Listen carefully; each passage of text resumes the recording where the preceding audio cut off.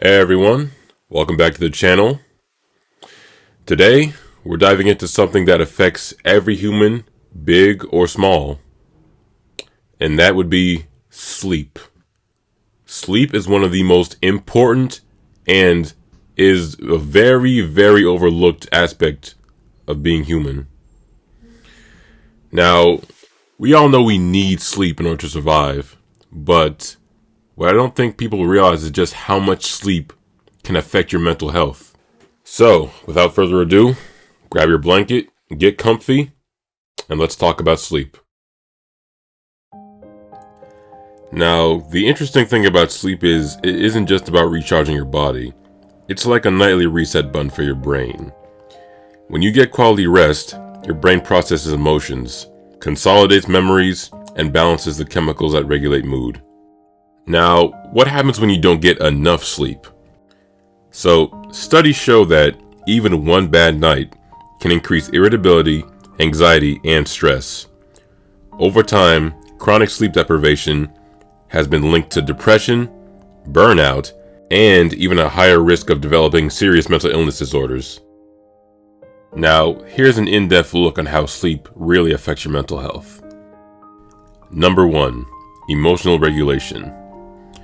Without sleep, your brain's emotional center, the amygdala, goes into overdrive, making you more reactive and less able to manage stress. Number 2, memory and focus. Sleep strengthens your neural connections. Skipping it can hurt your concentration, learning, and problem solving. This could seriously affect the way you interact with other human beings, especially in large social circles like a party or even a class event. This is the main reason why a lot of us struggle to pay attention during class and school.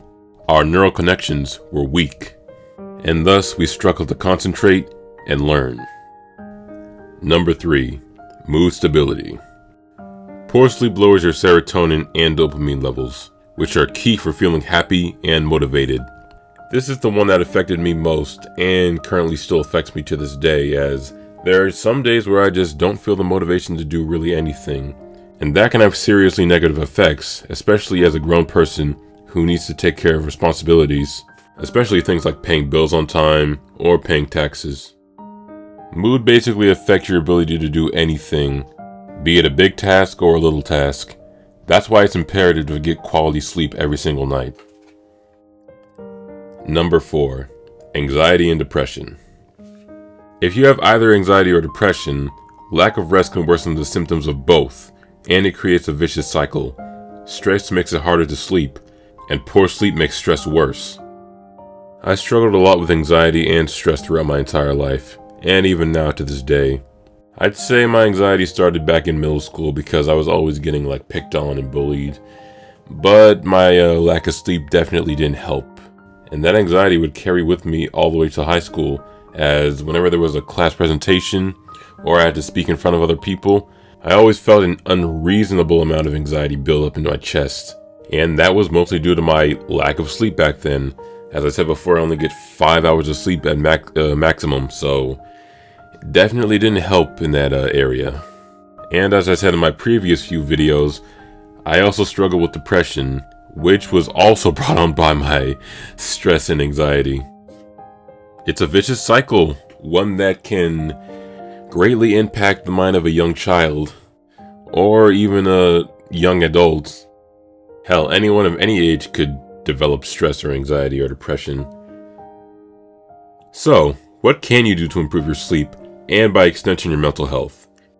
Here are a few quick habits that you can implement. Number 1, stick to a consistent sleep schedule, even on weekends. So for me personally, I always set an alarm for 7 in the morning, just so I can get a consistent time of waking up. I always go to sleep around 10 and wake up at 7. Thus, my body gets the perfect amount of sleep, 10 whole hours of sleep every single day. This has skyrocketed my energy levels in the morning, and as a result, I can do more things early, like go for a jog or get a nice good workout in, or even read a book. Number 2, limit screen time before bed. Now, this is one that I have not fully mastered yet, as I constantly catch myself scrolling TikTok, scrolling Instagram, or watching YouTube videos right before bed. And without you realizing it, you've spent a good 2 extra hours on social media just scrolling, not being productive or not going to sleep. So, if I was in your shoes and I wanted to reduce my screen time, what I would usually do is I'd put my phone far across the room right before I go to bed so as that I don't end up scrolling for hours. Helpful habit number 3, create a calming bedtime routine, like reading or journaling. So, what I learned about myself recently is that when I read right before I go to bed, I end up getting into a much deeper sleep than I would if I didn't read or if I scrolled before I went to bed. For some reason, when I read, it puts my mind at ease a little bit. Honestly, I don't know the scientific reasons why, but reading right before I go to bed is really calming. One book that I've been reading before bed almost every single day is a book called The Mastery of Love. It's a pretty interesting book, I find, and I might do a whole video covering it, but I find that self-help books or any non-fiction book in general can really help me sleep better, I feel. I've never really done much journaling in general, but I'm pretty sure it's the same principle there. It's probably just a calming practice where you put your mind at ease and just focus on one thing.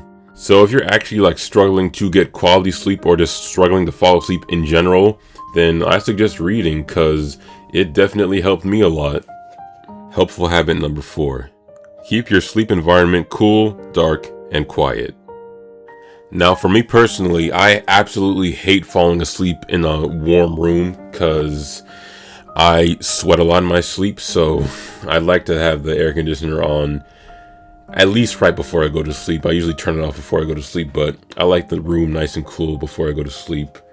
Now, as for having a quiet environment, as a lot of you know, I live in New York, so I'm used to hearing people arguing, loud noises outside my window every single day, so having a quiet environment isn't really necessary for me to go to sleep, but I'm pretty sure it is for a lot of you, so. We move on to helpful habit number 5. Watch your caffeine intake after the afternoon. Now, this is something that I still struggle with to this day because I am a coffee addict. I cannot go a day without drinking coffee. Dunkin' Donuts is right next to my house, so I usually just go there and get me a black coffee or a latte, and yeah, that is not good for your health and it is not good for your sleep. Now, I would say that you don't have to quit caffeine altogether, even though you probably should. Just limit the amount of caffeine that you intake. Don't drink caffeine every single day. Drink it try to drink it only twice a week. Yeah, I'd say that's a good range. Drink it twice a week. Don't drink it every single day because it will affect the way you operate and the way you your brain functions. So, bottom line, sleep isn't a luxury. It is a necessity for good mental health. If you take care of your sleep, you're taking care of your mind. Now, if you found this video helpful, give it a thumbs up, subscribe for more wellness tips, and let me know in the comments, how many hours of sleep do you usually get? Thanks for watching, and I'll see you in the next one.